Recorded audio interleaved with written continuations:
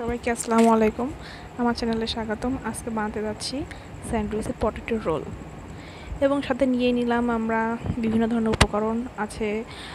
Sandwich আছে, আলু এবং মশলা, যার ভিতরে আছে লবণ, ঝালের গুঁড়া, হলুদ।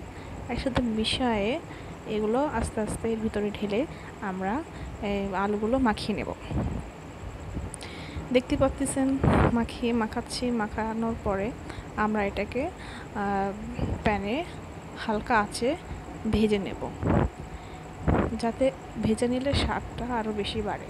কারণ যদি সেদ্ধ করা আলু আমরা এতে ম্যাশ করে ইসের ভিতরে দিতাম, তাহলে আমাদের তেমন একটা স্বাদ না হলেও খুব খেতে তেমন হতো না। এই জন্য আমরা আলুটাকে ভেজে নেব। ভেজে নেওয়ার পরে যে দেখতেছেন ভেজে নিচ্ছি, হালকা হালকা লাল লাল বাদামি হওয়ার পরে আমরা এটাকে উঠিয়ে নেব। দেখেন আমরা এটাকে কেমনভাবে হালকা লাল বানিয়ে নেব। এই যে হালকা লাল বানানোর পরে আমরা এটাকে চুলা থেকে নামিয়ে নেব। নামানোর পরে আমরা প্যানে হালকা তেল দিয়ে এর ভিতরে পেঁয়াজ কুচি আর দিব জিরা। পেঁয়াজ কুচি সোনালি রং আসা অবধি আমরা এটাকে ভেজে নেব। পেঁয়াজ কুচি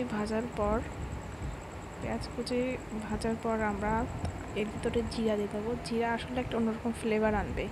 জিরা তার সাথে পেঁয়াজ কুচি একসাথে ভেজে নেওয়ার পরে এটা যদি আলু দিয়ে মাখানো হয়, জাস্ট আপনারা না খেয়ে বোঝাতে পারবো না আসলে। এই যে পেঁয়াজ ভাজা হয়ে গেল, এবার একসাথে সব মাখিয়ে নেব। সাথে একটু ধনিয়া গুঁড়া, ঝালের গুঁড়া, পেঁয়াজ কুচিগুলো একসাথে আলুর সাথে ম্যাশ করে নেব। এক পাশে ম্যাশ হতে হতে আমার ওইদিকে পিচ করা রুটি আমরা হালকা পানি দিয়ে এটাকে নরম করে নেব, যাতে আমাদের রোল বানাতে সুবিধা হয়।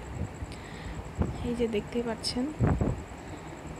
হ্যাঁ, এবার এর ভিতরে এই যে রোল বানিয়ে নিলাম, সাথে প্যানে দিয়ে দিলাম। দেওয়ার পরে এটাকে হালকা আঁচে ভেজে নিব।